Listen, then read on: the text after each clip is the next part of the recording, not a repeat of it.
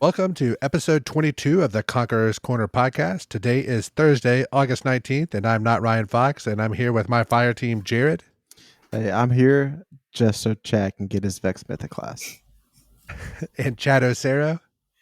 You're going to be here forever, my friend.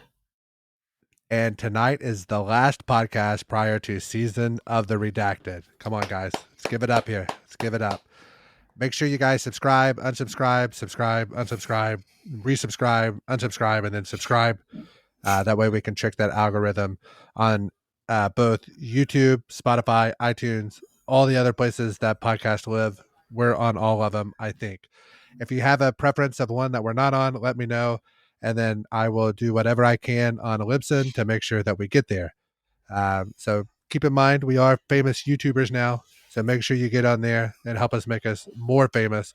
That way we can get Jared to box one of those Paul brothers at some point in the future. So make sure you follow us on Twitter at DestinyCCPod. There we have links pinned to the podcast YouTube channel as well as to the Discord server. And I have to say, you never realize how ugly you are until you see yourself in HD on YouTube. So with that, let's let the dogs out. Jared, let's get us rolling, buddy. It's been a heck of a week in the Destiny world, and Tuesday hit. Everybody's like, well, maybe we get a season of 15 trailer to drop, and Bungie posted a video on YouTube. She's like, oh my gosh, what's going on? We get to that, and it's like a year in review, what we've done so far, teaming up with Kydal, taking on the Glycon, and getting teaming up with Mithrax and stuff like that. And so womp the new season 15 trailer. So today, August 19th hits, I'm looking at Twitter in the morning, and this dude named Tom Warren tweeted out that Destiny 2 is getting Battle Eye anti-cheat soon. And that it's been in internal testing for months now. So Battle Eye is an anti-cheat used in Fortnite, PUBG, and Tarkov. So, whenever I see videos of people cheating in games, it's mostly in Destiny, it's in Call of Duty, it's not usually in Fortnite or PUBG. So this gives me, hope for the future of Destiny. And we want to find out more about it. Tune in on 8/24 to where Bungie's actually going to be talking about this in the big reveal. So this kind of got leaked beforehand, but good news all around. So I guess at the end of the day, the only thing I can blame my terrible PvP play on is lag. And today we got a heck of a TWAB to drop, all about weapon changes. And Chris Proctor, the weapons lead at Bungie, is going to talk us through all kinds of stuff with weapons. And first off, he's want us to lay the groundwork about terms that they used to use in terms that they're going to use now. So they used to talk about fall off minimum and fall off maximum. So they're going to retire those terms and use damage fall off start and damage fall off end. So damage fall off start is whenever a weapon starts to lose its damage. So like when you look at it like a hand cannon, palindrome does 70 to the head. Once that damage fall off starts is whenever that 70 starts to drop down. And the damage fall off in is whenever that palindrome shot beats its floor. So I think it's like 15. I think it's what the floor that it gets to. I can't remember. But that is what's known as damage fall off in. That's the minimum damage that weapon can be. And then the next thing is projectiles or bullets or grenades, missiles, all this stuff falls into that. And there's two categories. It's hit scan, which is like a bullet. It's like a palindrome shot. And then non-hit scan, it's like a projectile that is like a grenade launcher. So just for the record, those are the two different things. And then they get into some shotgun things. It's been covered in the past with the shotgun nerf that happened mid-season. But spread angle, which is the spread of the pellets going out. And then shotguns do have somewhat of an RNG pellet spread. But basically you have one pellet in the middle going out, making circles until you have 12 total pellets. Now, we got some global changes or updates that we need to talk about. And the first is stasis. Stasis weapons are going to go in the kinetic slot. And for right now, they're not renaming the kinetic slot. It's just going Woo to be woo. there, like the Christesia 77K that we got this season. So for the most part, this is going to really help us out in the energy slot because I don't want that to be overcrowded with 4 different damage types. So I think for us, this is a no brainer for them to put it in the Connect slot. And I always wish that they made it all the first 2 slots combined. Yeah, I think this was really intelligent. So Bungie's always, since they went back, since Destiny started, they always said that 3 is the magic number. That's why our fire teams are in 3s. That once you get more than that, you get into the issue of uh, too many people talking over each other. Spoiler alert, that's why our podcast only has 3 people in it as well, because 3 is a great number for this.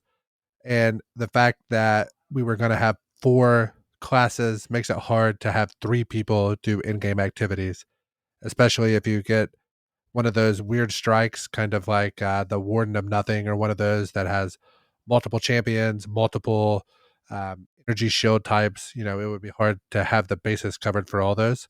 So I am very pleasantly surprised that they put the stasis stuff in that quote unquote kinetic slot, which to me is always the primary slot. I can't get over that from Destiny 1. I'm working on it, so please forgive me. So I was very pleased to read this earlier today. Then our next thing that they update this on here is the quick swap glitch, which is like what a lot of people do for slug shotgun damage for boss DPS. Stick to Anarchy, and then you have 2 slugs that you switch back and forth on, and then you increase the rate of fire instead of what it's based on. So with the nerf that happened to quick draw at the beginning of season 14, this is negating like a whole perk of a gun, which is the handling stat. So they're removing this because the handling stat needs to matter. So we can't be bypassing that for like aggressive flame shotgun and still having quick draw on it. So if you've been doing this and you kind of knew this nerf was coming, and it's going away, but be interesting to see what the DPS strats are going to be moving forward in season of 15 and getting ready for that raid whenever that comes with Witch Queen. And Ryan, I think we got some primary ammo changes going on.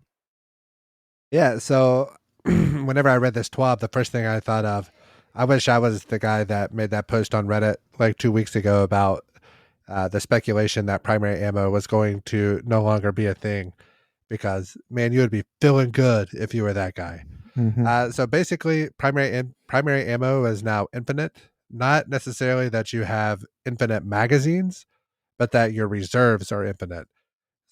So there's kind of 2 ways to think about this. It's going to be nice because you're never going to have that moment. For instance, when some strikes on the GM level, you would be sitting there and plinking away when it takes 17 shots to kill a red bar, and you run out of primary ammo. You're never going to have that point of, oh, I don't have any primary ammo, so therefore I can't break this anti-barrier servitor that's coming down. The bad part is you can now never purposefully run out of ammo to automatically pull your heavy and your special that's out there on the ground, because previously, like for instance, the glassway strike, whenever we were learning it, a lot of times we would shoot all our ammo out to pull all of our reserves. So that's no longer going to be a thing, if I had to guess. What did you guys think about that when you saw that? Anything that I missed that I didn't mention that you guys had as like any sort of unintended repercussions that you saw or can predict? The big thing came to mind was how we would dump all our ammo to pull the stuff that's around us. And I think this is a thing that needed to change anyways, because it's kind of ridiculous that you would have to go out and find primary ammo to just continue on with a Grandmaster. And with some of the changes to some of the red bar weapons that we would use against them, it's going to be better moving forward. Yeah, and I mean, Absolutely.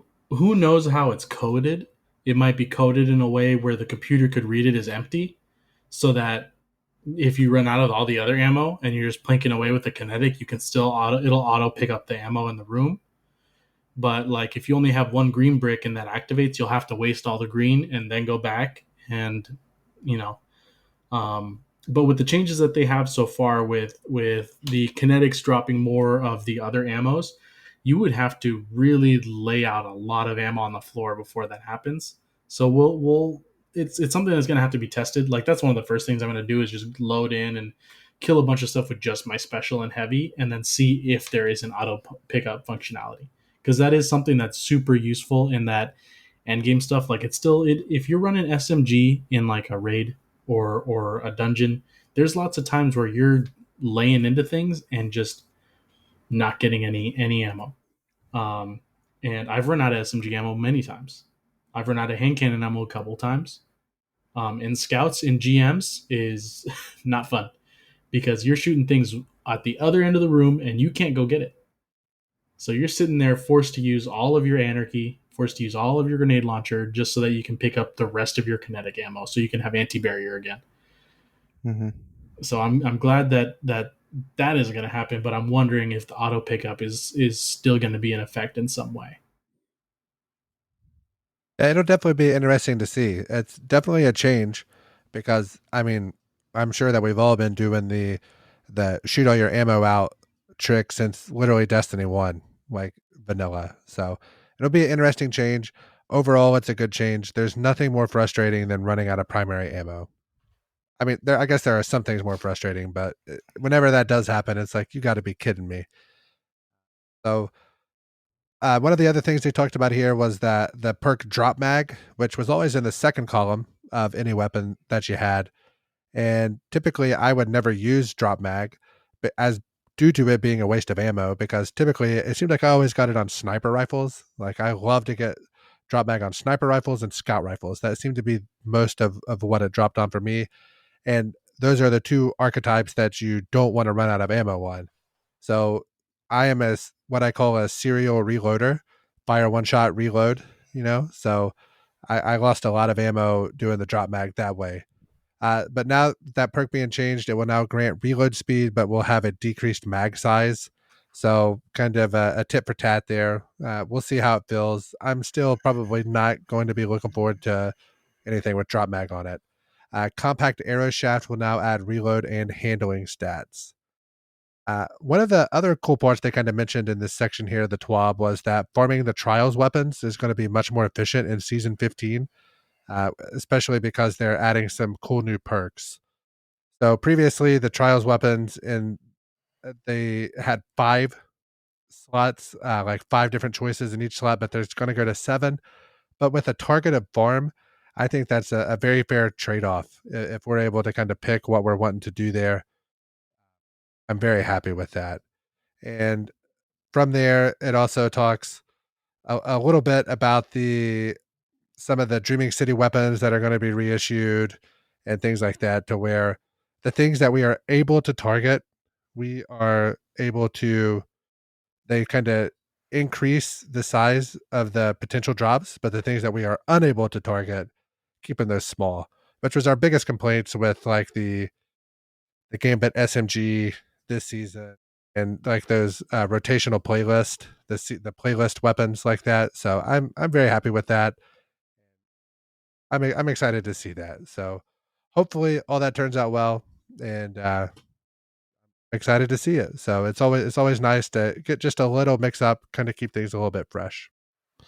Yeah, so like with the moon weapons here, like everybody was super excited for Tranquility to come back and getting auto loading and firing line on it.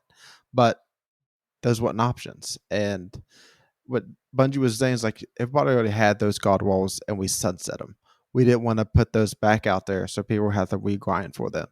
So now they're saying that's not the case anymore. They're going to leave those great perks on there, but take the bottom 2 or 3 perks out that nobody wants and put a new 2 or 3 perks on there that's they might have reworked the perk or they just added it to the game. So moon weapons, it's going to be 2 or 3 per column, and then Dreaming City is only 1 because right now we do not have a way to farm those. So I think they're hinting at in the future we will have a way to farm target farm Dreaming City weapons. I sure do miss that tranquility roll, because I absolutely adored that weapon. Specifically, in like the Scourge of the Past raid. That weapon was amazing for that final boss fight, Mm-hmm. and anything that season that was the slightest bit difficult. That what was it, like 4 times the charm firing line or something like that? Was that what the roll was, or It's auto triple tap loading. firing line? 4th times the charm on that weapon was on the last column, so you couldn't Okay, yeah. go. So there were a couple different rolls you could get on that to make it just filthy. Mm-hmm. So I really was bummed out that they didn't bring that roll back, but at the same time, had they brought that roll back, I would have been PO'd Mm-hmm. because I already had it, and then they sunset it and then unsunset it. So there was really no way to win with me on that one. Yeah. So enough time has passed to where I'm over it now. So bring it back, let me grind that roll out, and let's get it going. Yeah, pour one out for Line in the Sand. I remember we grinded and grinded for that in Season of the Worthy. So yeah, that one also had that firing line perk. So they'll mentioning it later on, but hopefully we get some weapons with that back. The next thing they go to touch on here is archetypes, and the first thing up is breach grenade launchers, which is the special ones, and they're kind of annoying to play against in PvP, and they kind of expected this happening with the nerf the shotguns. So they're reducing the blast radius by zero point 0.4 meters, and so that is for the beginning and the end of the blast radius damage fall off start and end, and then they're also reducing the splash damage in PvP by 20. So the base damage or the direct hit with a grenade launcher is going to be 200 now, and it was 220. And this does not account for proximity grenades or spike nades. So proximity grenades, you won't get the direct impact with those, so you do less damage, but you're more typical to get that chip damage. But in spike nades, you do like 7% extra damage, so you'd definitely be easier for you to clean up a kill with that. And to combat this in PvE, they're getting them a straight 12% buff. So that's awesome. Think good job of balancing it in both PvP and PvE. So I think for the most part we were pretty pleased with that. The next archetype here is machine guns, and they're just getting straight 20% across the board. I think whenever it was in the expansion after Forsaken, which was Scourge of the Past, but what was the actual name of that season? That was the Black Armory. Black That Armory. was this season. That's The whenever worst season in the history of Destiny, I might add. they nerfed them after that season. Everybody got Hammerhead and was using it for DPS on like Gambit and like everything across the board. So now they're probably getting a buff back. So it's nice to be able to use some heavy machine guns that's not Xenophage and put out some damage. And on last year, a little PvE buff for archetypes for scout rifles and hand cannons are going to do 15% more on miners. Whew, thank goodness. We won't have to put an entire clip out on a red bar and a GM. Now we can go from 17 shots to what would that be, like 13 or 14 shots? Yeah, something like 14 that. crits? Yeah, something around there. Yeah. Yeah. That's way more reasonable to kill the drag But I with. mean, also remember this with explosive payload. Without that getting damage fall off, that's a bump. That's a good bump, because most of the damage we're getting with scouts and with some hand cannons is because of the explosion. So like if you're using a timed payload or an explosive round hand cannon or a scout at a longer range, 15% is going to be a good bump, but the damage fall off in the initial shot is going to do a little bit more. But then the explosive is always going to be full plus 15% damage. Right. So do you think that, what do you think as far as a red bar enemy in a Grandmaster Nightfall with a scout rifle, what is a fair amount of critical hits it should take to kill one? I think anything over 10 is ridiculous. Yeah. And I mean, yeah, with a hand cannon, it should be like 8. And with a scout, it should be like 10 with explosive rounds, because the explosion can do crit. But yeah, 10 with explosion. it's 10 wild with because with some explosion. hand cannons, you'll lay out the whole mag and then reload, and that thing will still be there. And you're like, Yeah, what is this? it still has 40% of the health Yeah. that it had initially. So I don't know. If you want to combat this, you can go check out my time loss Fatebringer in the Discord under Roll Me Daddy, just to help you combat during these times of doing 12 shots for a headshot for a red bar. You're gonna make me post mine now, Jared. I didn't want to do that to you, but I'll post mine right below yours, and we'll have a vote off. I don't think you want to see that. But Chad, you've been quiet here for a while, and we've been saving you for this section. Yeah. For Mr. Voop, take us through these changes. Well, this is the opposite of what happened to my boys initially in D1. Yeah, we're getting some changes, baby, and it's something that my very, very, very, very close friend, he doesn't know he's my friend, but I can't name him since he's a YouTuber, and we don't know what is it? No free publicity here. No free ads. No free ads, Chad. Be careful. But so the first thing that they wanted to do is really differentiate each weapon type for the fusions. Now, like there's big differences if you look at like auto rifles, if you look at pulses, shotguns, snipers, you can feel a major difference going across the entire type of gun. And you can feel major changes. But with fusions, they fire a little faster and they hit a little bit less, and that's about it. There's nothing really differentiating any particular frame from another. So they wanted to make that bigger without making them worse. So the first thing that they talked about was they wanted to give them travel time, so make them not really hit scan, but make them kind of not hit scan. But we all know that Telesto breaks the game, so they're not doing that. The next thing they do is they kind of wanted to create a burst rate of fire, but they'd have to touch a bunch of design stuff and things like that they didn't know if they could do that quickly, and it's something major that they don't think they want to touch yet. But they did a PvE damage bonus increase of 15% overall. So previously, high impacts only got 0%. Precision and adaptive got 10, and rapid fire got 12.5. So it's a base PvE increase of 15% damage across the board.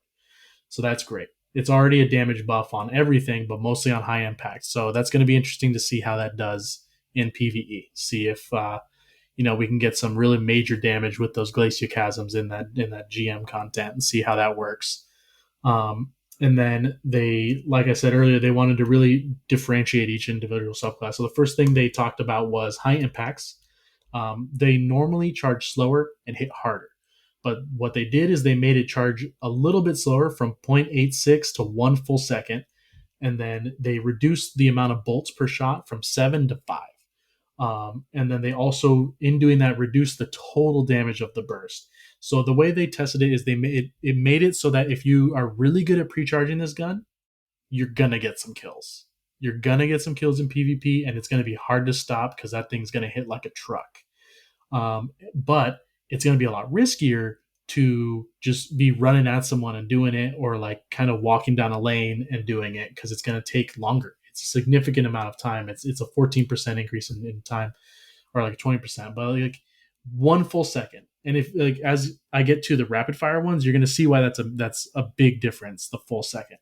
Now they went, and that's like for Glacioclasm, or if you're running a rental, like I still do because I love it. Now if you go to precisions, where you're looking at a plug one or an adaptive with like Tech Un and a trinary system, which Ryan has 3,500 of them in his vault.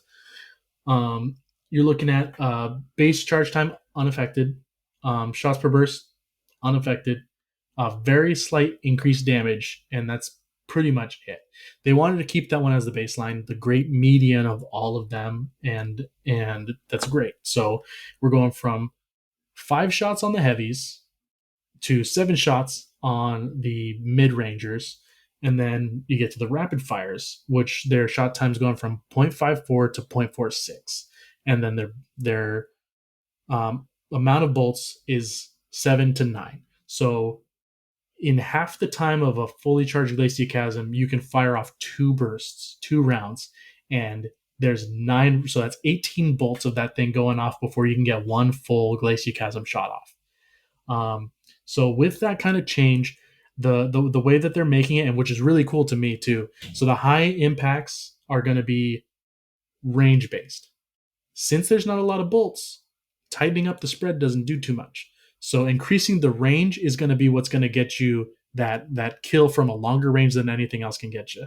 And then with the rapid fires, since there's more bolts in the package, you want to increase that stability to make that shot package tighten up, so that you are more going to get more of a guaranteed kill with that. And so they've tested it with shotgun rushers for those rapid fires. It's a lot easier to swap and pull it off and actually get the kill with it with that decrease in charge time. And since there's more bolts, it's a lot easier to get that kill. So you can miss with a couple of extra ones, but you're still going to get that kill on that shotgunner. And then see, so like I said, they made it more reliant on stability, which is great. So if you're looking at rapid fires, you want to increase stability masterwork, and if you're looking at high impact, you want to go for range, and if you want to go in the middle, you can do whatever feels best to you. You can go with more range, you can go with more stability, whichever one. It's really going to base on the roll. So if the roll already has a good amount of range, you can make more stability or just try to max that thing out. So I'm going to keep my high range Glaciocasms going. All right, Jared. Okay. So that's after reading through this, you still think high impacts for somebody that enjoys fusion rifles and PvP. That's the way. It's going to depend on how you feel it. I mean, for me, I main that thing and I pre-charge that thing like a monster, and I've been using it since they came out, so I'm really used to it. So that extra charge time, I'm just gonna have to sit there and kind of play with it. But the thing that matters to me is the range, because I want to make sure that shotgunner doesn't even get a chance to look at me before he just turns into dust. They were never really so good. they were never really a panic gun for me. So like Plan C wasn't really one that I liked it, but it didn't have the range that I wanted. So Plug and Saladin's Vigil were the ones that I went with, because you could max out the range on those things. And in D2, it's the same thing. I just like that extra range because it gives you more of a guarantee of a kill. Even if they're running at you, if you know the charge time, you can still get it off. And even if it's an even trade, I'm fine with that. But I'm just not as good with the rapid fires because I just never really got into them personally. Hey, Chad, can I ask you a question? Uh-huh. Let's pretend you're me and you are slightly above noob with fusion rifles. Which ones have the most ease of use? You're gonna want to pull a Nintendo and go with a Mario on that one, and go with complete middle ground. Because with playing with the Plug, you're gonna kind of get a feel for what you like about the fusion, but then you're gonna go, do I want more range, or do I want something that shoots faster? And that's gonna be where you can veer off and go whichever way you want. Because the Plug, the Trinaries, the Tech Yun, they're the great middle ground, and they let you get a feel for the gun and then figure out where you want to go from there. But sometimes people just sit on them and really like that middle ground, because it's good for either one. I get that. Mm-hmm. So you think Trinary would be a pretty decent one to kind of shoot for? It'd be a really good one to get your feet wet. And then if you really just want to be angry, just grab a Jotun and hit the Crucible like that. And just throw the rules out the window. I'm not gonna lie, I despise the Jotun. When I get killed from a Jotun, I think, man, I hate this guy or girl, because we are a progressive podcast that has fired this Jotun at me. So I despise the Jotun. I refuse to do it. So I think I'll stick with the Trinary. They did later on. We'll get into it, but there is a Jotun and a Bastion change coming, and we'll talk about it. But the next thing they talked about was backup plan. They, with the changes that they're making, they think that they needed a rework, so they removed the +100 charge time and adjusted the multiplier from 0.85 to 7. So now the damage scales by 0.8. So it doesn't hit that damage stat because, like I've said before, charge time directly impacts your damage. And then they also, with that in the same way, they wanted to change liquid coils and accelerated coils. So they both converted the scaled charge time and damage instead of modifying the charge time stat alone. So because of that, it doesn't modify the charge time stat, which doesn't decrease the damage as much. And then they also, the adept charge time mod doesn't feel good. It's useless because it decreases the damage significantly compared to what you're getting, and it's less bang for your buck. So they changed the functionality of that the same way, where the charge time scales directly instead of changing the charge time stat without adjusting the damage. So now you'll get a decreased charge time without impacting the damage whatsoever. So it might be something that people like if they want to slap it on a plug one and make it feel like a rapid fire. And then they changed the masterwork in the same way, the charge time masterwork. So it doesn't impact the stat, but it does decrease the charge time without impacting the damage, which is great. That's what you want to hear. So now all those charge time masterworks are not useless. They will decrease the charge time, making it a little bit easier to use without decreasing the damage. Because charge time were always instant deletes for me because they decrease the damage on the gun immediately. Even with just a 1 or a 2 or a 3 masterwork, it's fine, but it was never anything that you don't want it. It's the opposite of what you want. And then they also rearranged the stats, so the stability and the handling were mixed up. So now they match every other gun in the game. So that's great. So after you read through all this, I'm remembering that everybody got a no composure this season. Mm-hmm. We and did. that has high impact reserves and heating up. So if you get one kill with a high impact reserve, then your next shot with heating up going on, which increases your accuracy and stability, you might challenge the range of the precision frames or the high impacts at that point. Yeah, as long as you can get that first kill off, and you're already prepared for the next guy, you're going to be well off. That heating up is going to be a lot of fun on that gun for sure. I love that perk. I'm so happy they brought that perk into the game, especially with kind of the changes they made to rapid hit and outlaw and those things. Like, I love heating up. It's one of my favorite new perks in the entire game, actually. All right, next up is exotic weapon changes, and no other place to start but the Anarchy. Fox, can you take us through that? So we've been kind of preparing for this for a while. I have to say, I am pretty okay with what they did with Anarchy. I don't believe that they nerfed it into the ground. I did browse the Facebook today, and some of those like multiple thousand groups of players that are in some of those, and they are taking this nerf much harder than I am. I have to say that. So I don't know if I'm in the minority. So I spoke to my fire team here prior to the podcast starting, and I think that we all were pretty okay with what they did with Anarchy. So before we had talked with double grenade launcher reserves that I believe you could hold like 31 Anarchy shots previously.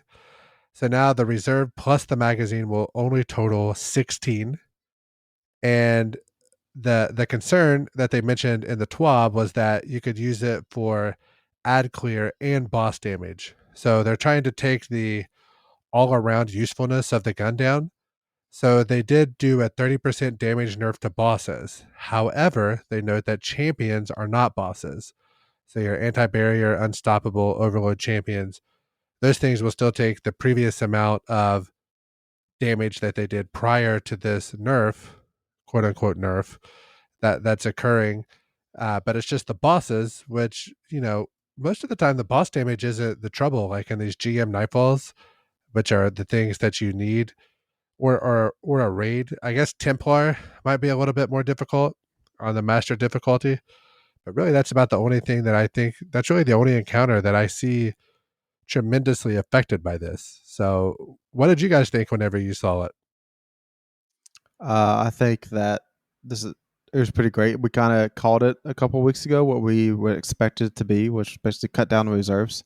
Um, I didn't see this 30% nerf to a boss coming, but I think this opens the door for other boss DPS loadouts. You know, maybe go back to Izanagi's burden with some auto loading grenade launchers, just flipping between reloads and stuff like that. But I think it just opens the door to use something else for boss damage. Rest in Yeah, peace, we're Wendigo. we're we're gonna have to see how we want to play that. Obviously, it's still very good, but like they stated here, they cannot. They want it to not be used as a primary anymore, which is what we all guessed was going to be a major hit on the reserves because that thing already had easily double what any other heavy grenade launcher had in the reserves, which is too much for a gun that you can put plink onto a target and do background DPS while you shoot it in the face with double shotguns, quick swapping. Um, and I mean, it stinks, but in my honest opinion, I think that Anarchy is easily the brokest boss weapon that I think Bungie's ever made.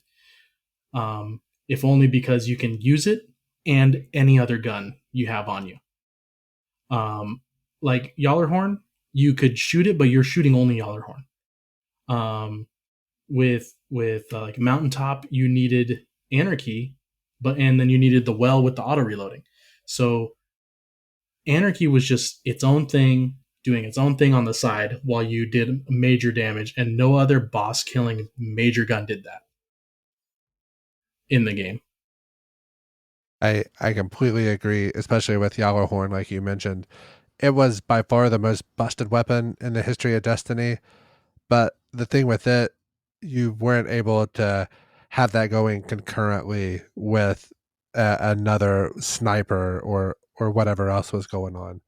So I'm very pleased with this quote unquote nerf. This is probably what it should have been to start with. So do I feel bad for the people that have spent the 240 or 250 spoils out of the exotic kiosk? No, not really. Because you could have got it, 2 years ago when it came out. And so, too bad, so sad, I suppose. Next, they kind of move on. Jared, did you have anything you wanted to add about Anarchy?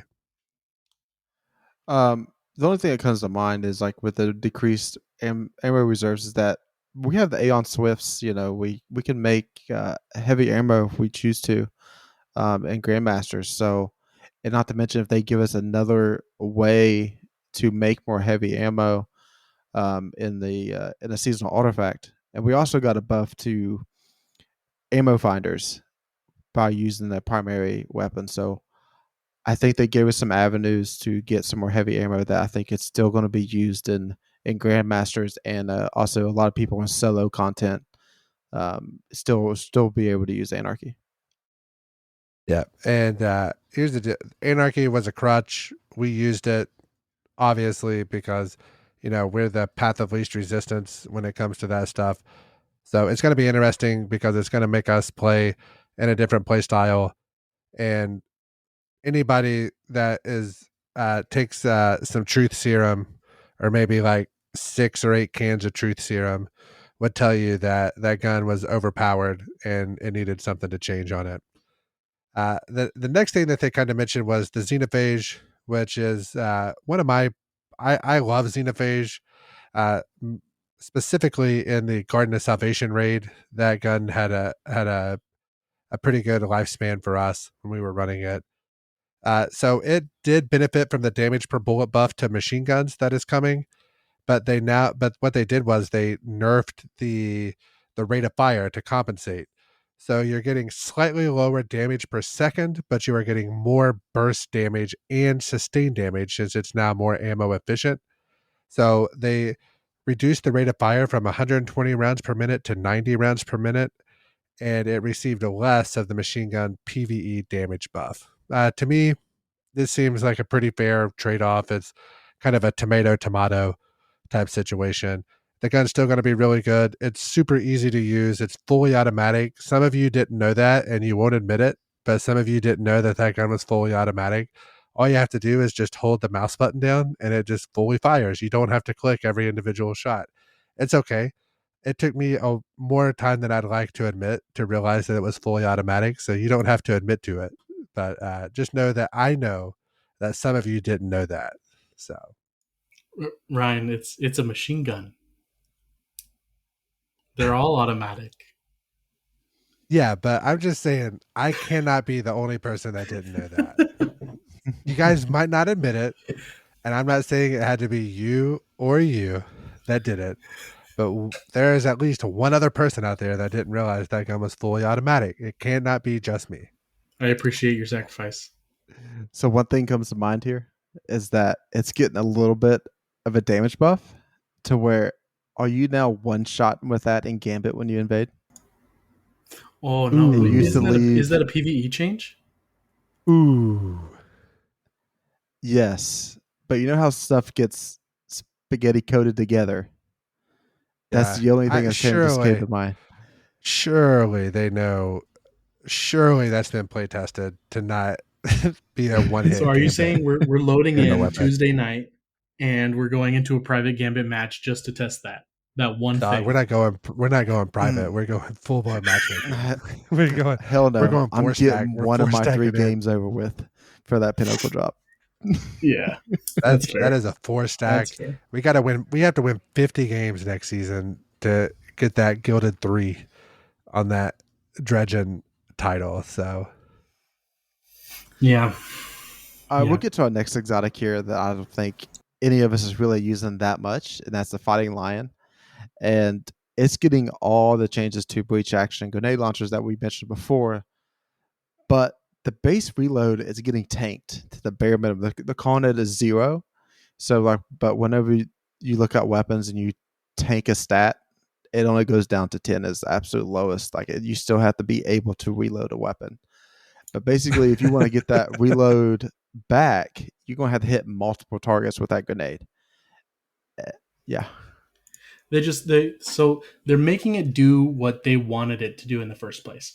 Since the ammo is infinite, it no longer has to worry about automatically dropping kinetic ammo or primary ammo. So what they're trying to make it do is you shoot it to damage a bunch of enemies, and then you swap to one of your other 2 guns and kill, which auto reloads the gun to swap back to shoot it again, to break shields, hit a bunch of stuff, swap back, and keep doing that. Because they had a note at the end that you shouldn't be reloading that gun in the first place, which is true. You shouldn't. And they're really trying to hit that niche really hard. So Jared, you mentioned that none of us are really using, and I have a confession to make. Yeah. That whenever I'm running like solo strikes to stack bounties and things, I really enjoy Fighting Lion. I don't have like a crazy kill count on the catalyst with it, but I think I'm well 5,000, above baby. I think I'm well above 5K on my Fighting Lion. So I really enjoy that gun. It's one of my favorite in the game because strikes are boring. Let's call it what it is. But trying to get like skill shots and wall bounces and crazy long bounces, you can kind of make a game within the game doing that. So I like Fighting Lion. Pretty big fan. All right. So are you going to keep this, on your character so you can run strikes with it? Early in the season, no. Month 4 of the season, maybe. It depends on what the bounties are that day. Truth be told. Yeah. So our next exotic here only applies to me and Fox. So I mean, Chad doesn't have it. So it's the Vex Mythic class. My gosh, they put this thing on steroids. The amount of buff it's getting. I think it's I'm quite confident they put it on steroids to make sure people are still running this the free, because Volta Glass is a free raid. It's free to all players, and I think that not only I wonder if they're going to make a rotating raid pinnacle type situation to keep all raids in contention. But with the crazy low drop rate that we've seen on Vault of Glass, I think that I think I have like 38 clears. I saw Jared had like 41 clears. Chad, I'm sure that you're somewhere between 35 and 40 clears on that. And between all three of us, we've only had 2 drop, one for me and one for Jared on Yeah. that. So that drop rate, you'll never convince me, is above 2%. As many times that we've ran it with the same fire team of like 6 to 8 people, and the amount of times it's dropped, it cannot be more than 2% on that. And they can say that they have this increasing stack of every time you run it, it increases your chance, blah blah blah. That's a lie. If that's true, it's not working as intended. There's no way, because out of our fire team of 6 that we've ran it roughly 3 times every single week since it's been out, only 4 of us have Mm-hmm. that exotic. Like there's Yeah. something bad wrong with that.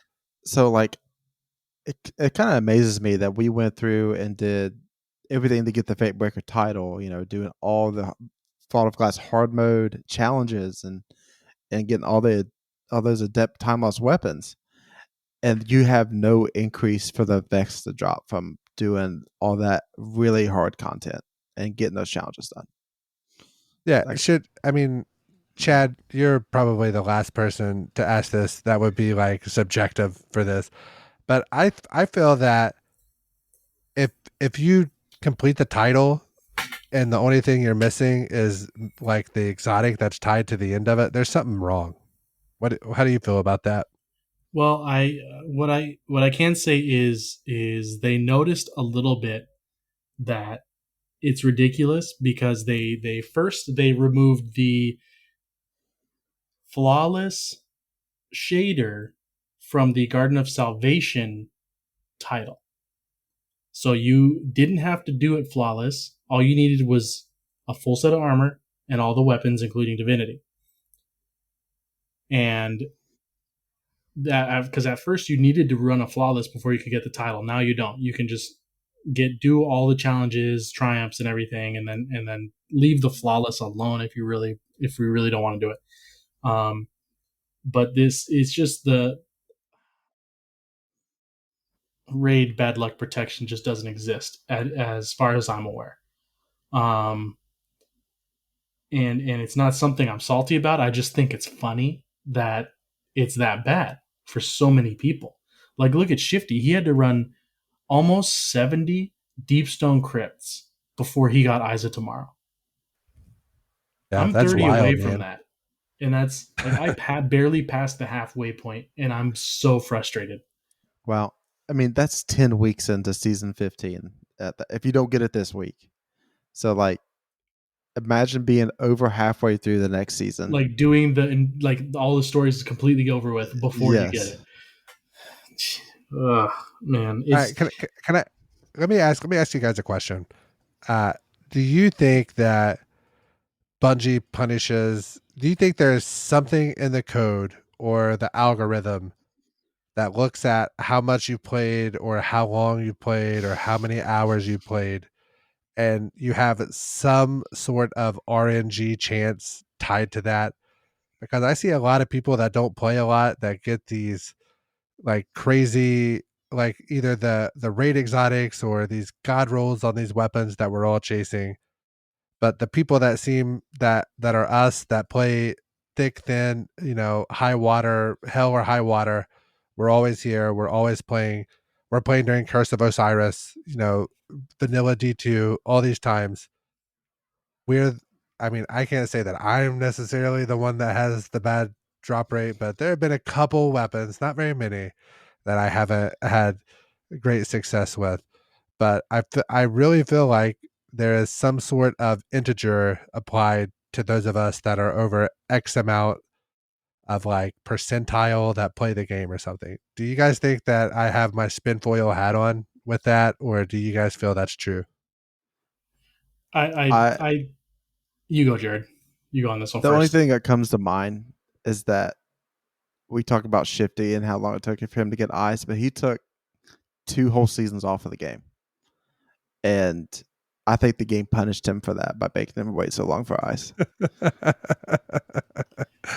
Yeah. So what's it Second doing to me shifty. now, huh? I don't know what's doing to Chad.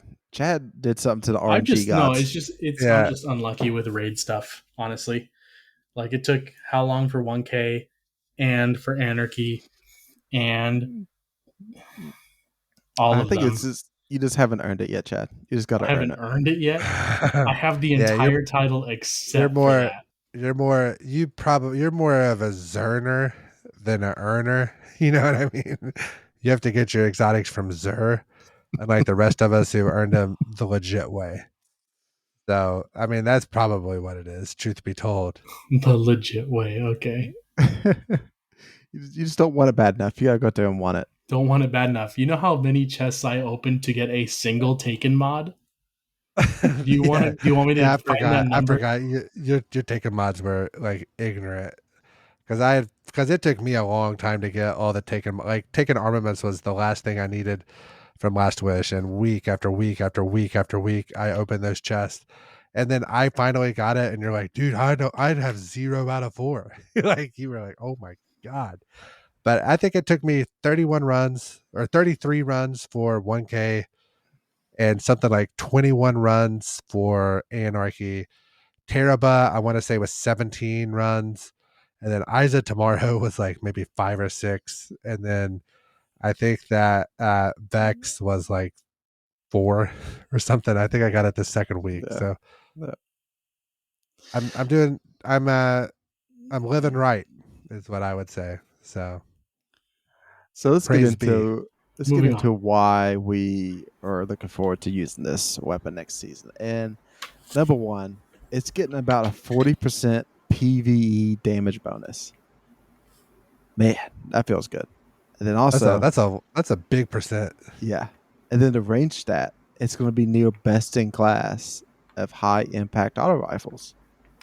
And then Ooh-wee. increase it to the stability stat. Yeah. The catalyst is getting reworked to grant Woo, more woo. stability and damage after a kill. So, it's probably somewhere in between maybe a rampage. I doubt it's as good as kill clip, but that's going to be good. Increase Yeah, rate of fire. can we to increase the rate 390. of fire? Can we increase the rate of fire while we're at it? Yeah, we'll get that up to 390. What about after that? Can we reduce the linear fusion rifle mode charge time? Yeah, we're going to take that from what was 820 down to 533. Ooh wee! What is that? Like a 35% but nerf or buff? I That's a suppose buff. from That's a there. buff. That's definitely a And buff. then Jared, let's just bring it home and tell me that last bullet point. That way I can really enjoy it. You can it now keeps its stacks of overcharge when you stow it, as long as it's not in linear fusion rifle mode. Man, I feel so bad for anybody that doesn't have this weapon to be able to enjoy all these buffs that are coming to it. So, Chad, I'm going to cheer you up with this one. Your once baby merciless is getting a buff at the end of the day. So they updated the perk to account for the fewer shots per burst. So that's telling me that it falls into the high impact category. And then they reduced the damage penalty of the increased charging rate by 40%. So you'll be able to dump out some DPS with this merciless. We'll see if it has a play with some champions with the mod next season. But this next fusion rifle is getting hit again, and mainly because of PvP, and that is Bastion. They reduced the damage by 15%. So basically, you can't kill a Guardian with one shot of the 3 bursts. Yep, you got to hit him with like 1.5, which I'm sure Ryan's gonna be very happy about once we have our clan nights again. So you're talking about thank God. the 3 wave burst of one shot. You buried me with Bastion that evening. That was very frustrating. Anytime I'd pop a super, Chad would come around the corner with the Bastion and just lay me down. So, Chad, but that is like the first wave of the shot. So each shot has 3 waves, so you need 1.5 waves to kill a Guardian. Is that the way you're telling me? The way I read it from, let me see,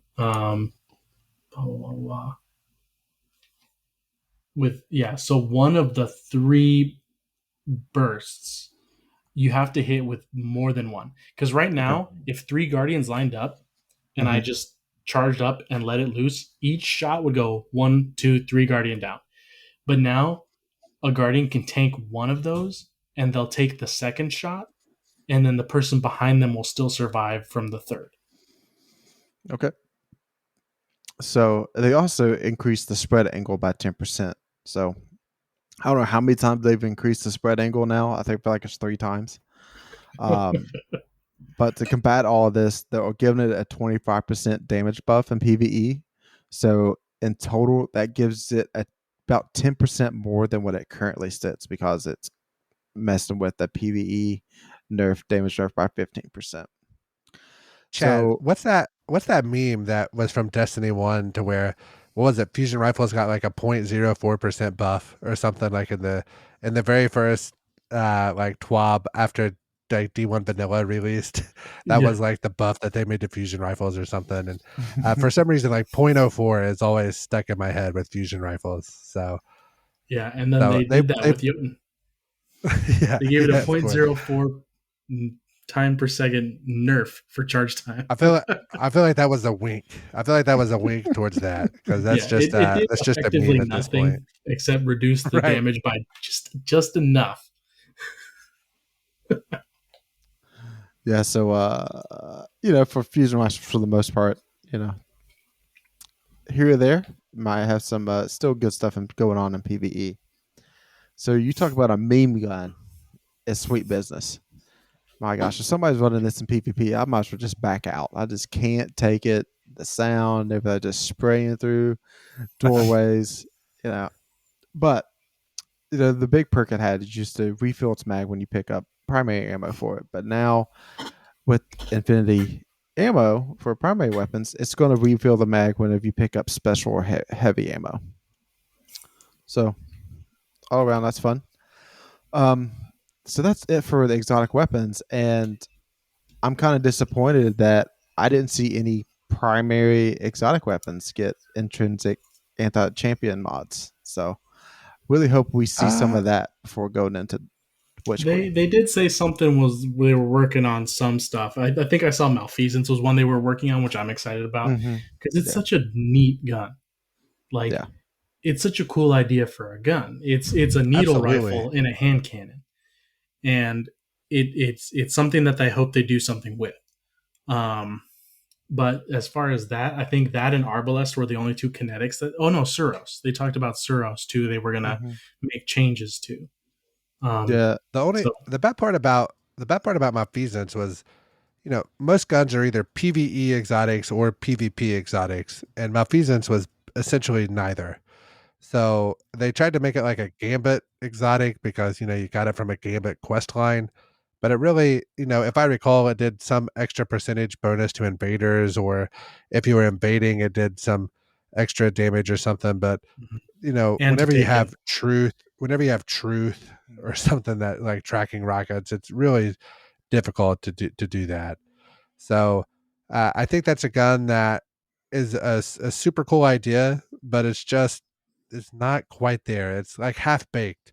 We need to get it from half baked to full baked. So hopefully they figure that out. It kind of reminds me of like back in the day, Thorn was like a crucible weapon. It seems like they try to make Malfeasance the Gambit version of Thorn, but everybody hates Gambit, so nobody ever uses it. So hopefully they get that figured out.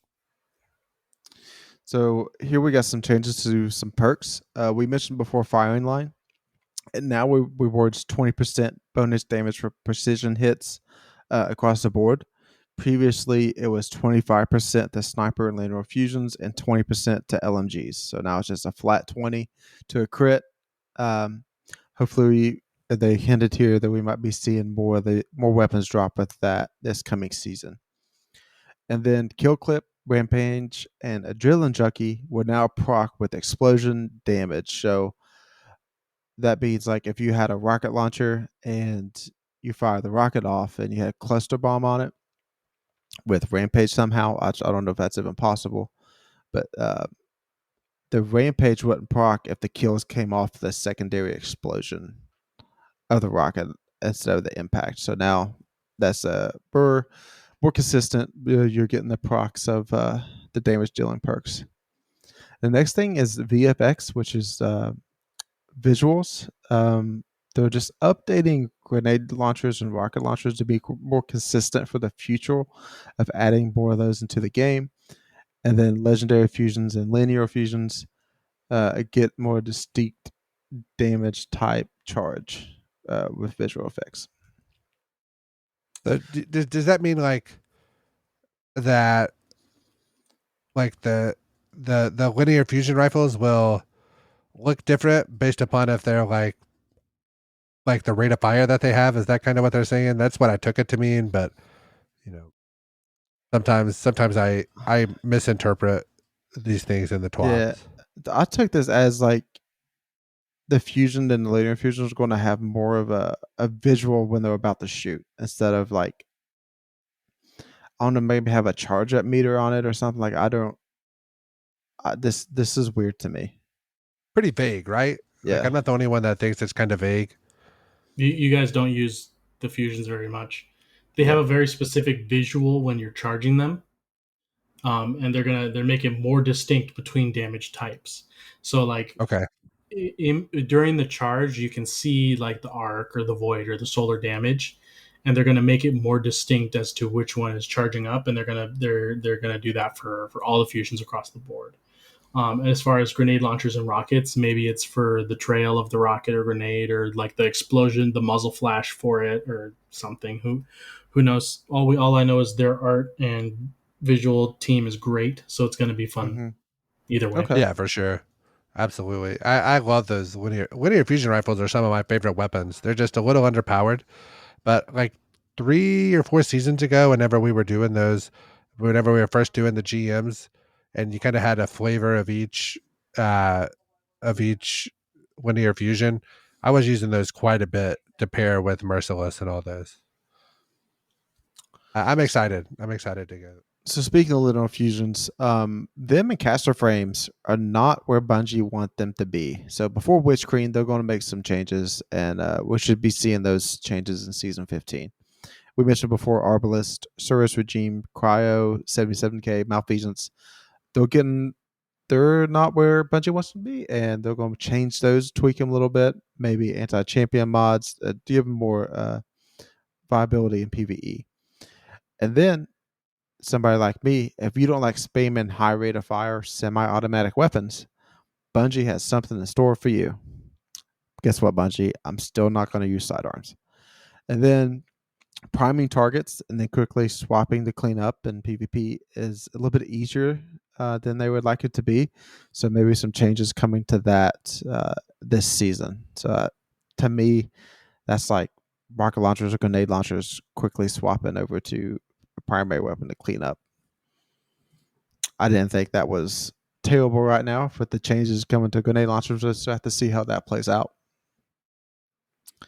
All right, we are still in the top, guys, and this next section is all about the guns coming next season. And if you're around for a pretty awesome grenade launcher back in the day before it got sunset, and it had the old why did the name of it just blank on me? Wendigo. Wendigo is what it was. Wendigo GL3. Was that Yep. the last part of it? Yep. It had a special perk, and it was explosive light. When you picked up an orb, it like overcharged the grenades. Well, we're getting a rocket launcher next season, and it's going to have that explosive light. So that's going to be the ritual weapon for the season. So usually that means the season after the ritual weapon is whenever they get champion mods. So maybe rocket launchers get champion mods in season 16. Would those be like unstoppable, or I what was do you going to think say those would be? unstoppable, because then the timed payload ones would be neat. So the impact would Yeah, tink and absolutely. then stop and then bang. Because we were using them last season, right? When season was chosen, like Yep. we'd stick them, pop the barrier just in time for the detonation to go off and stuff like that. Right. Yep. was that, I believe it was it was whatever season had the cabal strike where you fight Yeah. the So it was boss chosen at the end of it. because Yeah. that's when they added lasting impressions, the perk. Mm-hmm. So yeah. That's the perk. That's the perk. Yeah. The one with the room that has the two tanks. I remember we used it a lot in that room, specifically with the anti-barrier Yeah. champions. So That was whatever season we had anti-barrier sniper. That was the season because yeah, you season guys was were chosen. using. Yeah. So also, What a great seasonal artifact mod. yes, it Anti-barrier was. snipers. Yes, it was. So which weapons? Well, playlist weapons. Well, we're getting 3 new ones next season. So Crucible's getting an auto rifle, Gambit's getting a scout rifle, and Vanguard's getting a sidearm. To me, looking at this scout rifle that's coming to Gambit might be like the rapid fire frame, the 260 RPM, where you can just hold down the trigger and not click it rapidly. So You we like haven't had one of Randy's? those since Randy's. Yep. I loved Randy's. That's Yep. one of my favorite scout rifles of all time. So I mean, the other rapid fire we had was from Deep Sun Crypt, but that's the energy slot. Maybe this one's kinetic. And then Chad, our favorite dungeon, is getting some new weapons. Prophecy Oh is man. getting all the Oh, trials of the 9 weapons. What? I. Prophecy's not your favorite? It's your favorite. I love it, but Okay. Yeah. I got Chad's a lost in pit the man. hive. He's a Yeah, pit yeah, man. yeah. I But forgot. yeah, no, I did not play a lot of Trials of the Nine, so I didn't get any of the guns that were any good. I didn't have a squad to roll with at the time. But it's really cool to see these getting added in. Prophecy is the only dungeon that you can run over and over again. So if you get one to drop, you can keep running encounters, getting secret chests, and hoping to get them to drop out of there for more rolls. So you bet people are going to run it on all 3 characters and then hit those secret chests and just keep doing it over and over again until they get the ones they want. God bless you if you're willing to do that. Dude, the hand cannon's a 140. Yes. So people are going to do it Mm-hmm. depending on Yeah, I the know, rolls. but dude, that cube encounter sucks. It is so long to get through that encounter. The rest of that, like if they took out the open world part where you're just like rolling through the plains and they took out or shortened the cube encounter to where you didn't have the useless ones to where like the cube was on the ceiling or whatever. Mm-hmm. If they made that to where it was only like 5 rotations instead of a possible 8 and took out that middle part, it would be very, very worth it. But to me, like those 2 sections just make it just a little too long to be fun. I'm no speedrunner or anything, but I think my like time record on that's like 22 minutes. So like I feel like that's not bad. Say you take a little bit longer, it's No, 25 minutes for a dungeon. no. I mean, if you're getting through it in 25, that's not bad at all. But that's a lot of times where just BSing with each other and falling off on the ribbons on our sparrows and 45-second respawns and Yeah. all this and that. So that dungeon can get a little longer.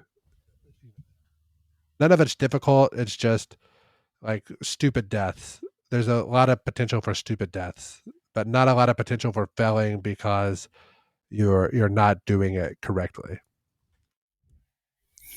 And then lastly, for weapons next season, they're going to update to the world loot pool. And Chad, I think there's an auto rifle here that got you pretty excited. Not me, but there's a huge following for it, and it is a good gun. I'm more of a fan of the Viced weapon and the pulse rifle because from what I remember, that pulse rifle I think was a 4-burst shot. I'll have to double check that. But the Scathed Lock, everybody loved it in vanilla. It was a solid gun, and it's depending on the perks. I'm definitely going to be rolling with it. But I do like that they're bringing back. It looks like the Earth kind of weapons with the Scathed Lock, the Gambit Scout, and then the Sniper as well. It's. I mean, I'm glad that the world loophole's going up a little bit. Get a little bit more stuff, and the Vice Scouts are fun. I like those a lot. Okay. And usually those are rapid fires, right? Yeah. Mm-hmm. All right. So Bungie's also throwing together some fundraisers here for relief efforts.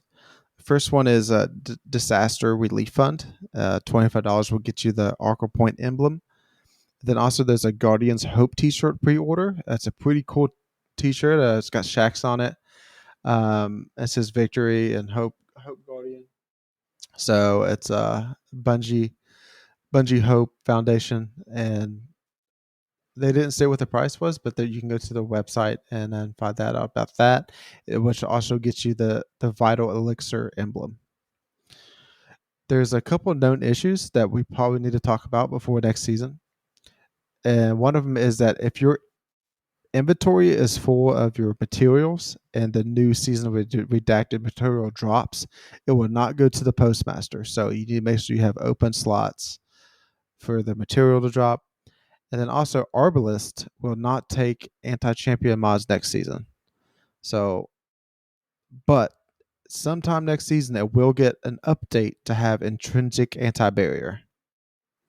So that's a really nice ranged anti-barrier weapon to be able to use next season and not have to depend on auto rifles. Hopefully they get that change in before Grandmasters start. So that's finally an end to the TWAB. Chad, what's going on in lore this week? Oh, baby. I'm going to say 100% not what people expect, which is fine. Today being the last podcast before the season, we get to speculate.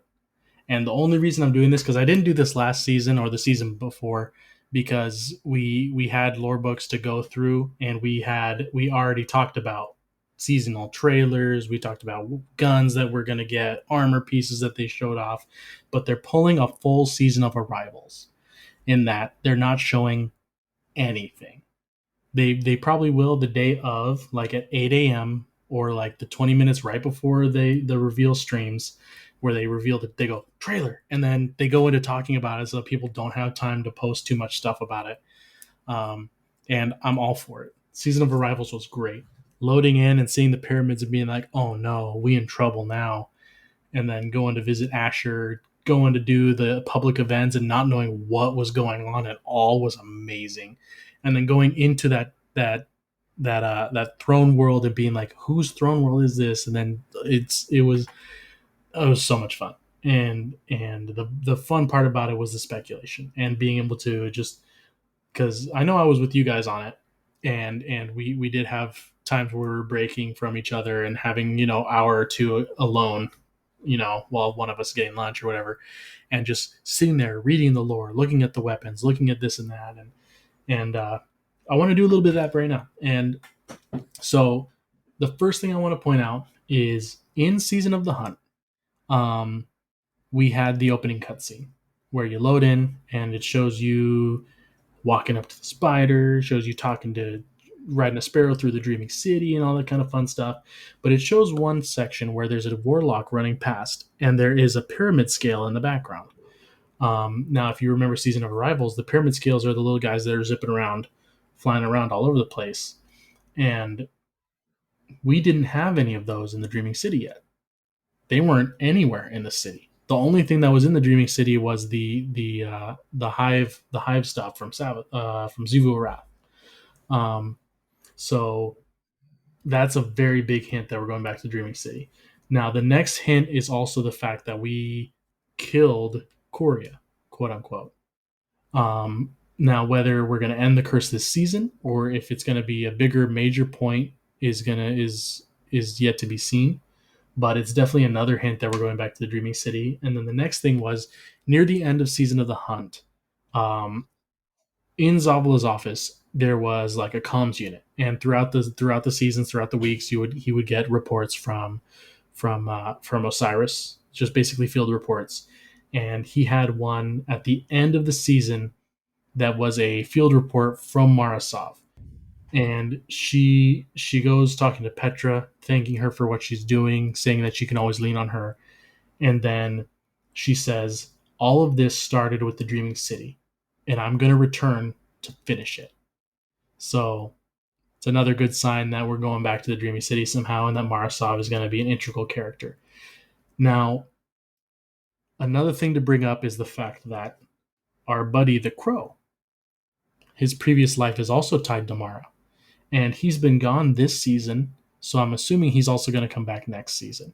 Since Osiris is going to be probably another integral part, like he has been this entire year, his protege is going to also be a part of that.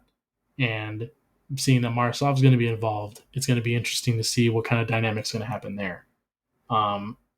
Now, Osiris has been real sus this entire time, and we've talked about it. The closing cutscene did not help him any, and so far there's been a couple of hints as to him being Savathun, and they're very, very low key hints. Like it could be anything. But the first one that we got, that looking back into it, is the lore from Hawkmoon, which you get in Season of the Hunt. Now, in the Hawkmoon lore, it's basically talking about like he's sitting. Savathun is sitting. We say Savathun, but it just says I, sitting around a campfire, watching the Crow talk about victory, how they beat Zevro Wrath, and having fun with the Guardian, who is our character, our main character. Now, it shows this character, this person having conflicted feelings, watching the Crow drink poisons, which is just alcohol, watching the ghosts of the Guardian and the Crow talking to each other, and just watching these two people have just a good time, regardless of the universe ending around them. And then it says, I am reminded of my sisters, of moments spent by lapping shores, gazing up at infinite stars full of possibilities and wonder. I am left yearning. What is this feeling? I do not understand it, and I do not want it. So we know that Savathun has two sisters, or had two sisters, has a sister and a brother now. And she's left yearning, thinking about those times. She is a hive god and shouldn't be thinking like that. But seeing as how she's been around humans for so long, it makes sense that some of their emotions are starting to kind of just wave off onto her, and she's starting to have those kinds of thoughts. And she sees the Crow and the Guardian spirits being lifted, and being supportive of one another, sharing in their triumphs as equals. And the character keeps thinking about their home and their family, and reminded of their father and the blood spilled in the name of immortality and all the things they've been doing, and starts to feel what looks like remorse and not wanting to feel remorse. Now, the next thing that we talk about, which I've talked about before, was in the book Beneath the Endless Night, where we see what is supposedly Savathun again, walking through the city. And this is another hint that they've been in the city for a while, because the characters obviously know the person that, like the people know the person that this person is masquerading as, and has seen them before. So it's all largely hinting at Osiris, seeing how he was at the end of the cutscene, just standing and watching. Now, whether he's dead or whether he's just captured and taken somewhere else, we can see that Savathun is also slightly being corrupted by humanity's crazy optimism and hope, and that might. She's been around for a year. She's been around since Season of the Hunt.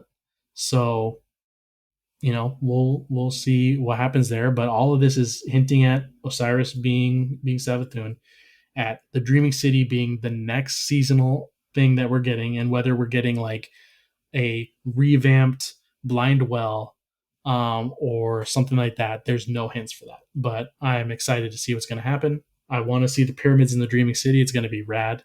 It's going to be wild to see one parked over there like last year. I'm excited, and I'm here for it. Okay. What comes to mind talking through some of that stuff and what Osiris or whoever is controlling Osiris did was bring the crown of sorrow back. Where did they bring it to? Who is going to be the one to put on the crown?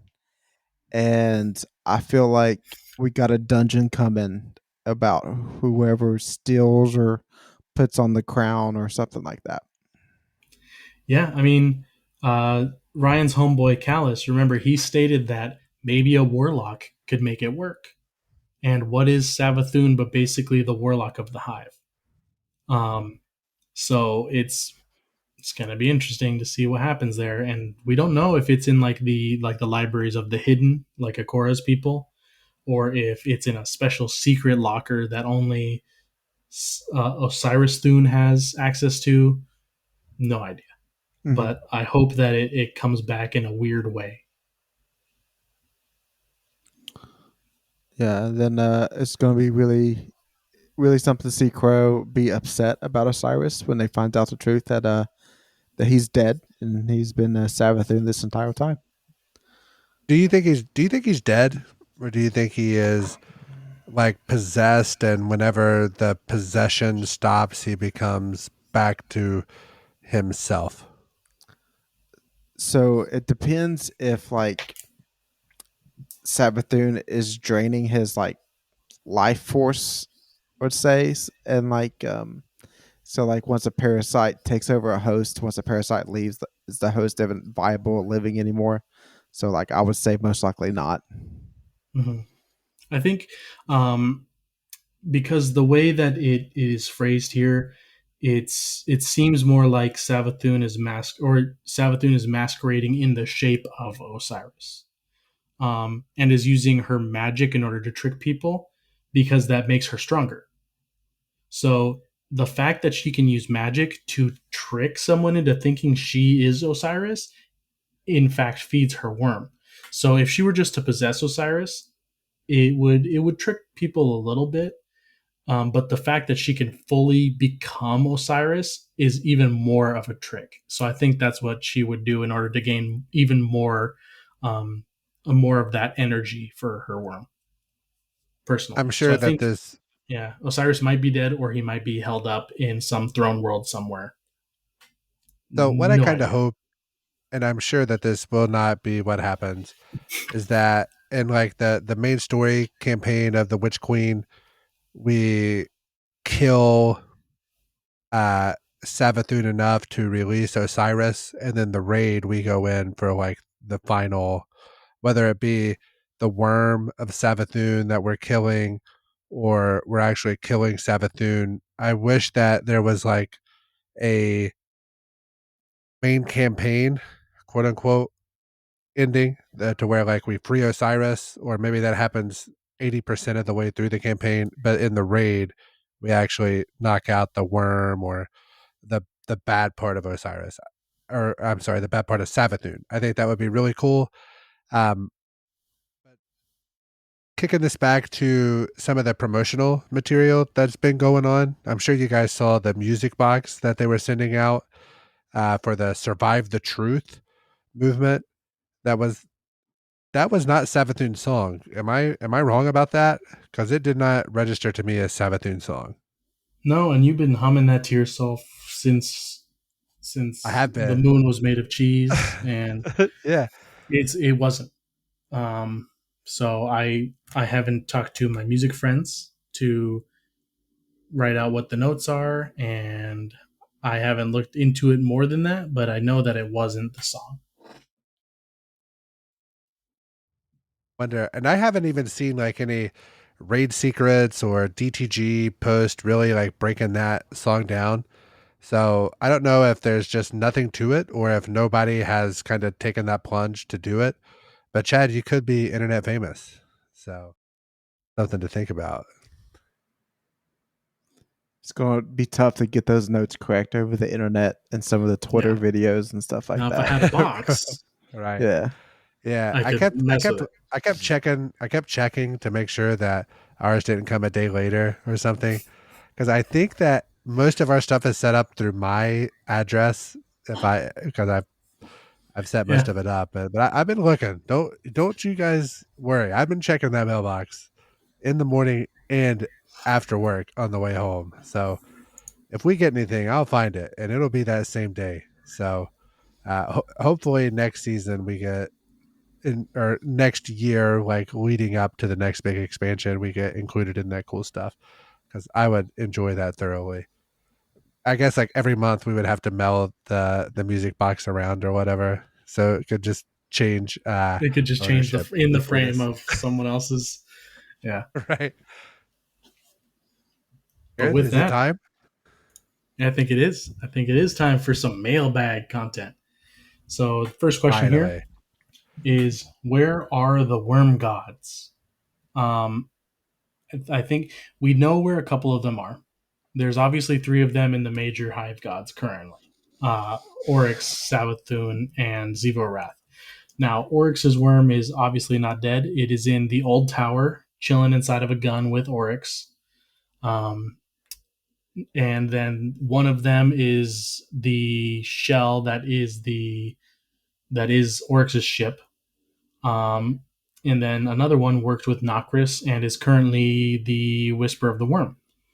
That Touch of As Malice, was that the gun you Touch of were Malice, yeah, is talking the about? Oryx one, yeah. Okay. Um, Now, as far as the other worms, I can't remember because I haven't looked into them too recently how many there are, but I know that that's at least five so far that we know, kind of know where they are ish.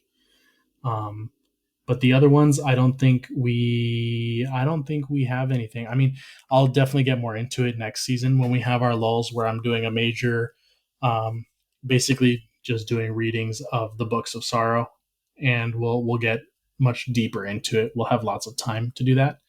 But as far as I know, that's the five that we know of for sure where they are, and that's it. Uh, my answer to that is what Chad said. So, Jared, I assume that you don't have anything to add about the worm gods. Nope. I trust I Chad with figured. that. I figured. Question 2. I thought this was a really weird question coming out. I don't know if maybe one of you would have insight to this, but it says, what would Nick Saban, the head coach of the University of Alabama football, or Bill Belichick, the head coach of the New England Patriots, say about transmog? Well, I say you have two of the greatest coaches of all time in their respective leagues. And Nick Saban got quoted this last week saying, in response to Oregon having over 100 different uniform combinations, and he said, "We have two red jerseys for home, white jerseys for away. Our main concern here is about who's wearing them, and this same damn thing needs to be applied to Guardians. It's about you hitting your shots with the mods, your loadout. It's not about how your Guardian looks. Don't spend 5 minutes before a raid encounter making sure your shaders match up, or say, wait, hold on. Nope. Let's get to going. Let's get the DPS out and let's get the loot and let's go home." Real talk. So Jared and I discussed this prior to the podcast, and we decided that based upon where the next raid takes place, whether if it's on Earth, we're gonna have one one shader scheme, and if it's an away game, we're gonna have another shader scheme. And Chad, you're getting pulled into that as well. So just That's so you fine. know. So Chad, what are your thoughts about Nick Saban and Bill Belichick? I'm going to say that I can defer to Jared in that one. As far as the Good transmog call. goes, not I will not discuss that any further, and we can move on. Question 3. What are your thoughts on lost sectors being the way to obtain the new exotic armor pieces? Do you feel that this is fair, or do you believe that they should be random world drops, and then if you want to farm them in the season that they come out, you get a higher percentage drop rate of the new exotics in the lost sectors as far as better rolls are concerned? That question makes sense at all? Yeah, Yeah. Okay. To me, the first time you unlock them, I'm okay with them being in the lost sectors. But after that, they just need to be in your exotic pool to randomly get them during any other activity. I can definitely agree with that. Once you tying them to that activity is good because it's hard, but it's not crazy hard, and it's something that is definitely um, a lot of fun for those people to chase, and it gives you a lot of good practice for GMs and for raid stuff for people that don't do it. Like I have a homie that The only hard content that he does, because he doesn't have a squad to raid with yet, he doesn't have a squad to go into GMs with, are those lost sectors. And he sits there and he hits them, and he has a good time. It's a place where he can actually practice like how to build a loadout correctly, because in every other content it doesn't matter. So it's good to get that practice in. And then, like Jared said, once you unlock it that first time, it should be everywhere in the entire world pool. But having a way to target just that item is great versus having to sit there and hope to God that you get the knees of justice to drop first week so that you can use them the entire season. Otherwise, you're just SOL, and that's not fun. Also think they need to add weapon drops to the lost sectors too.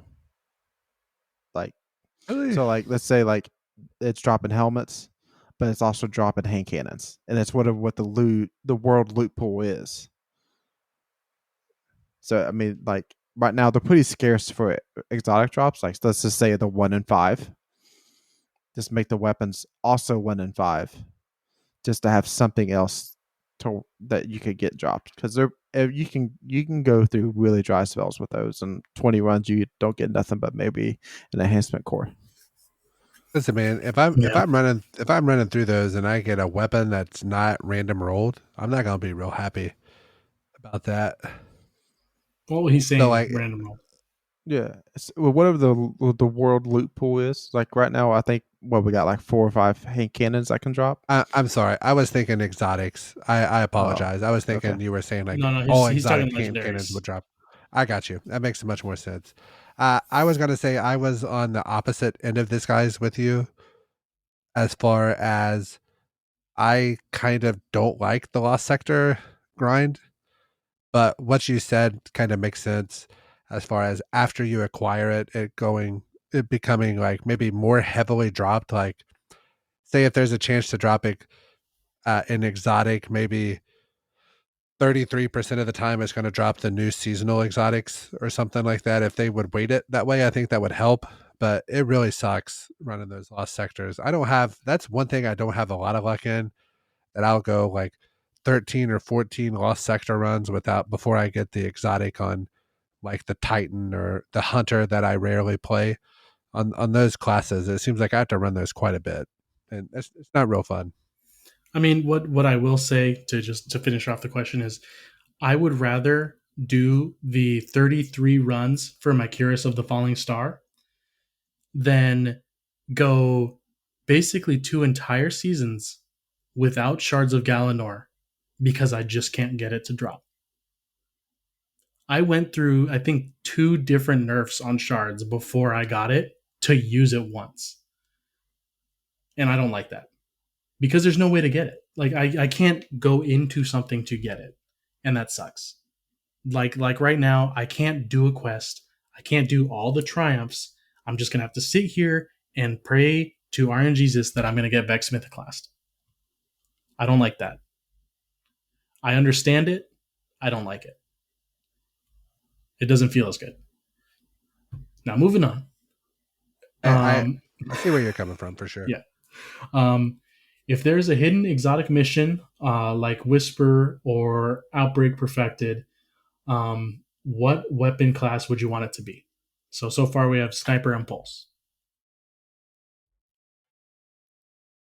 I would want, and this is an impossible Let's do ask, something stasis.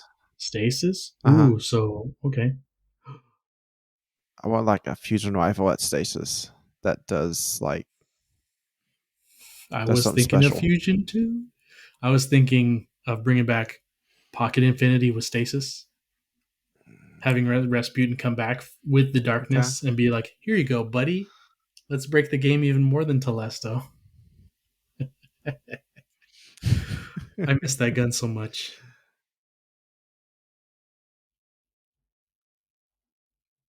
I was thinking sniper rifle. Well, To we already have a me, sniper. sniper rifles. I know we do. I'm not saying it's a great answer, but to me, when I think of Destiny, I think of raids, and when I think of raids, I think of hand cannon, sniper for DPS, and then some sort of heavy, whether that be rocket or anarchy or grenade launcher, whatever that would be. Just in my brain, that is what Destiny is. Hand cannon, sniper, and then whichever heavy. So I would want a sniper. I'm not saying it's the right answer. I know we already have Whisper, but we don't really have a good exotic secondary weapon or energy weapon, I think is what they're calling it now. Like anything that kind of goes in that slot. So that is what I would want. Borealis, baby. Yeah, I think you just don't like Izanagi's. You don't like Cloud Strike, then? No, I do like Izanagi's, but it's I guess that would be that's actually a really good answer because Izanagi is good. I haven't used Izanagi's in like 4 or 5 seasons. Yeah. Really haven't. Well, get Kinda ready. sitting You'll there. be using it a lot in this next season. That's fine. That's fine. I'm fine with that. But Well, it you're just to me, it's like snipers and hand cannons are the quote unquote skilled weapons that require the precision shots to max out your DPS, and those are the weapons that I like to use. So that's why I chose a sniper. all right. Our next question here is: do you think anything will get put into the Destiny content vault when Witch Queen drops? Some, I don't think, I don't want them to put anything into the vault. Basically, when it drops, I think everything right now in the game has a place. Kind of there with you. The part that I kind of don't know about is Nessus, as far as like a planet. I'm not sure exactly what purpose it serves. I know that it has a strike kind of attached to it on there, but other than that, it just kind of seems like it's the oddball out to me. So there's um, a point with Steam and with Bungie where you cannot get rid of content for a year if it hasn't been free yet. So content has to be free for a year before you can delete it off the Steam store. So we know that Forsaken is still paid content. So the only other older content is Earth and Nessus. But Nessus just got a new strike, which is paid, and Earth got content in Season of the Hunt, which is paid.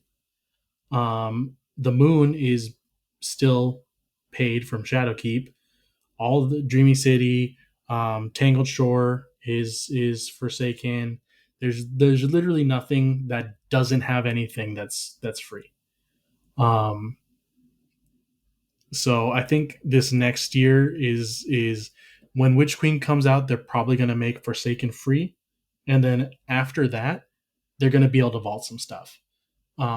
But they already did a major clean right now, so this coming year, I think we're just going to get some additions, and that's it. I think we're just going to add a place and be fine for now. But it's going to be whenever they start making things free is when you know that the year after that they're going to start shoving it in the vault. So it's going to be it's going to be to keep an eye out for that. All right, our last question here. How hyped are you for 824? And then how are you tempering your expectations? Man, I am trying to keep my expectations low because, as the great American philosopher Jalen Rose has told us many times, happiness is a function of expectations. So I am trying to keep things kind of tempered. However, I can't do it, guys. I am ready. I am ready to bubble over in excitement. I think that we are going to be blown away.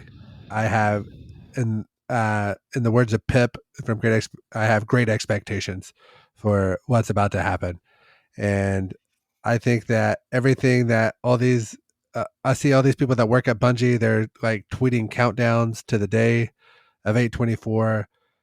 Months ago they had this. I'm so glad I work here. Bungie's the best. Can't wait for you guys to see this, and we're about to see this.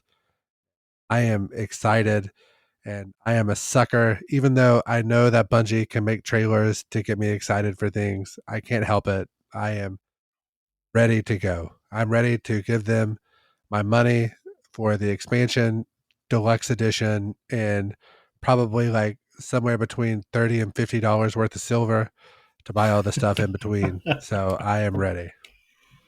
Oh man, I mean it's definitely with how hard we are on this game, like and how much we're in it.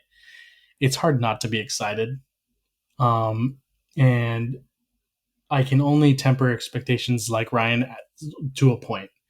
Um, and I every time I try to stop thinking about it, I remember all like he said, all the Bungie devs that are like, dude, we're so stoked that we work here, and we're so excited that you're gonna see what you're gonna see, and and I try to keep forgetting that so I don't think about it, but I can't not.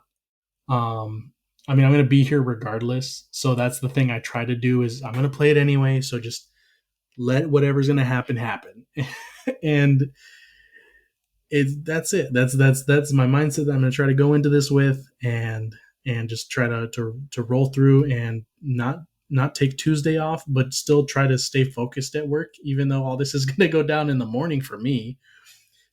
So I'm gonna be sitting there for hours, like, why am I here? I mean, I can't even play the game, but I just don't want to be here. I can't focus on anything. Yep. But it's gonna be a lot of fun. It's gonna be fun to watch what's going on. It's gonna be fun to see all of them being excited, talking about what they're gonna be talking about, and just seeing our Conquerors chat just blow up with all this stupid nonsense we're gonna be talking about and pointing out, because I know Jared's gonna be breaking things down frame by frame whenever there's a gun, and I'm gonna be breaking down armor and stuff, and Ryan's gonna be sitting there like, I'm here for this. I'm here for this. I'm so ready. I'm so ready. Yeah, for Did the you most guys part. see that sweet Eververse set that's on there? I wonder how much silver that will be. I really want Savathun like to break the fourth wall on 824 and like talk to us directly. Stop, man. We gotta temper expectations here, man. Like that's Don't my get me- only expectation is to hear directly from her. What if they like start or end the presentation with like it being cut into, like Yeah. cut into from Yes. Savathun? It's exactly. Dude. Yep. God, that would be so dope if that happened. Like I said, we gotta temper the expectations. Yeah. Mm-hmm. All right. Anybody have anything they want to add on that last mailbag question there? Nothing on the question, but I do want to say, since it's the last podcast here, if you are listening, I'm sure you already know this, but I'm going to say it anyway for the people that are newer and are not Destiny aficionados. But do not forget to unslot every artifact mod from your armor. There are glitches where it can carry over and be deleted, like the scavenger mods. You could get rid of all of your grenade launcher scavenger mods completely. It's happened before. Use all your Vanguard tokens if you have the time. If you don't care, don't worry about it. And then remember to collect all of the rewards from Season of the Chosen on the Bungie.net site. So all of those armor pieces, just take them, delete them. There's a couple. Those are the last season for the plus 60 rolls. So get those two. Get some guns, get some shards, get some. They have some Ascendant shards. They have some Ascendant prisms. Grab those two before they go away, because once the next season starts, it's all gone.